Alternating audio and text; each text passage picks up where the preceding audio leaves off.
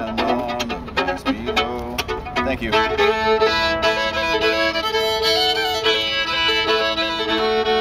This is James Kalm down the bike. Welcome back our worldwide viewership for another half-ass production. And today we're down here on East Broadway in the heart of Chinatown. We're going to run up here to Brennan and Griffin. See an exhibition by Kristin Calabrese.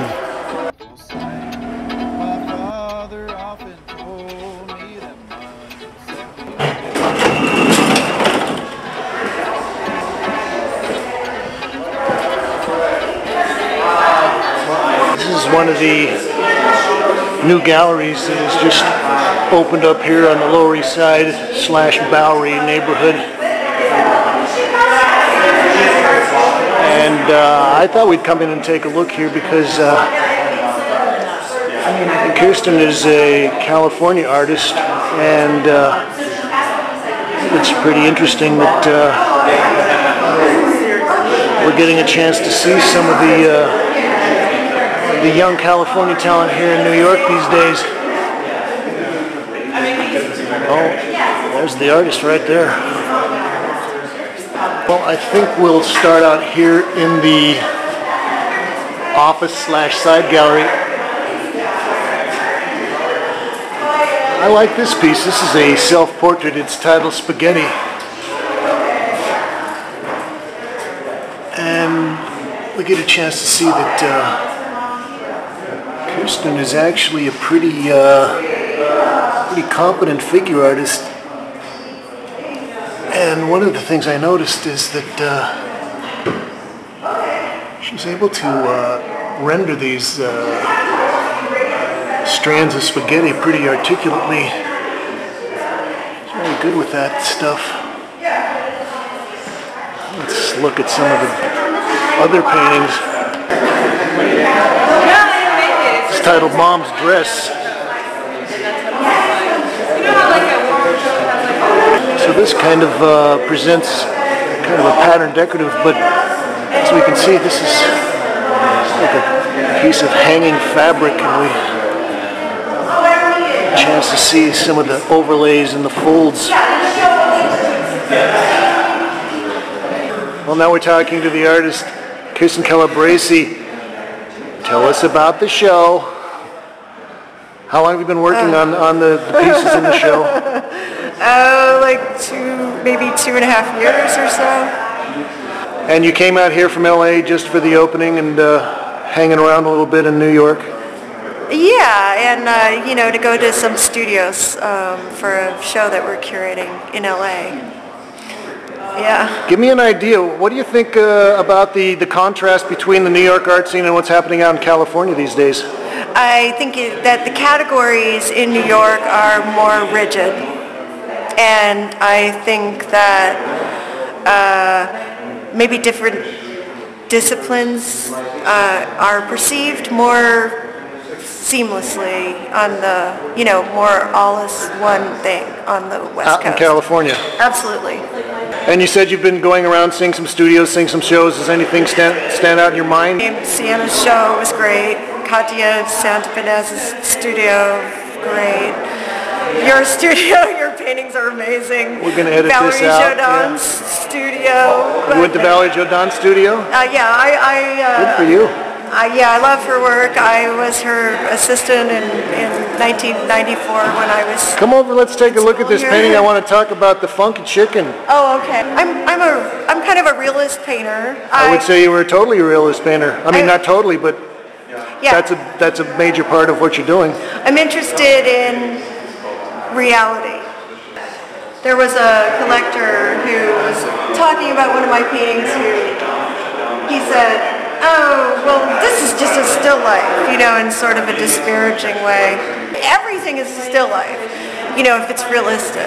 Yes. It's all from a still life, no matter what it is, whether it's figurative or an interior or objects or whatever. Landscape or anything else. Anything. Sure. So I was like, I I could just stick some feathers on a wall and then it would be a still life, which actually is, you know, is kind of still life genre painting. But the way I was thinking about it was sort of absurd, and that made me laugh. And so that's the reason I painted this. But this is a painting of my studio wall. That's what I was thinking. It looks like the wall in your studio with kind of test brush strokes and little notes. Well, this is like cleaning the paint off the brush because there gets to be too much paint on the brush, so I wipe it off on the wall.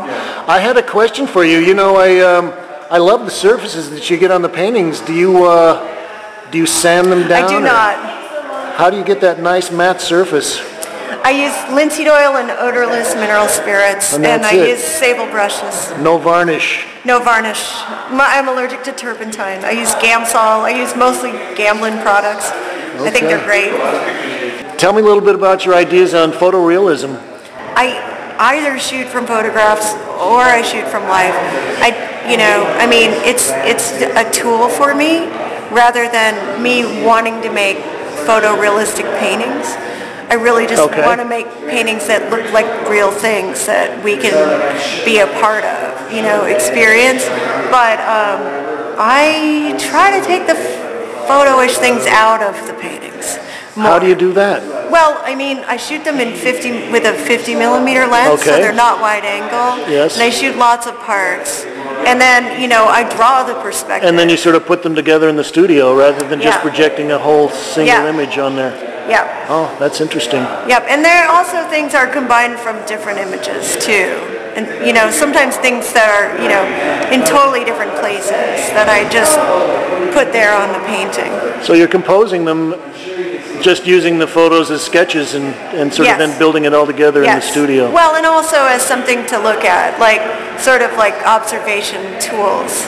Because when I'm not painting with looking at something, they look cartoony. Okay. You know. I know what you mean. Yeah.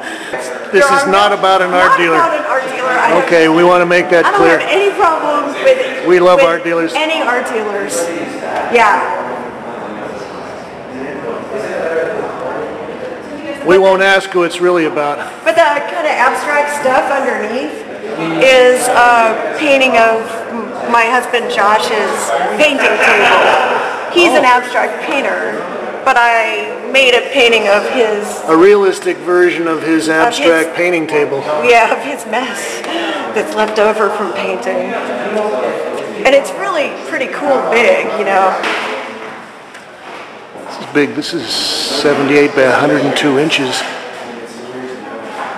You said the blue door was the door to your studio. Blue door is the door to my studio, yeah. Okay. But the point of view it's from me standing on my dumpster, which is underneath the picture plane.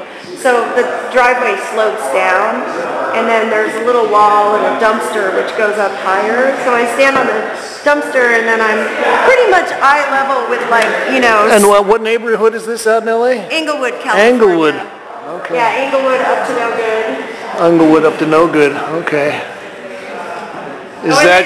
Is that your barbecue blazer there? Well, we found that on the street. We never used it, but we brought it home because we might use it.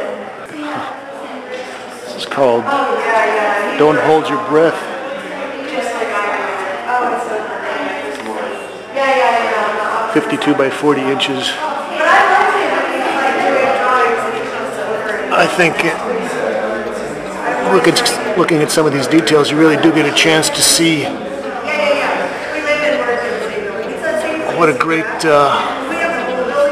technician Kristin is. She really makes these forms pop. Here's a self-portrait.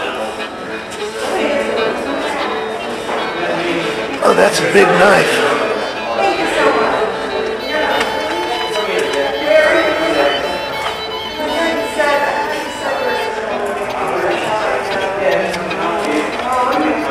I love these details. I like the slipper.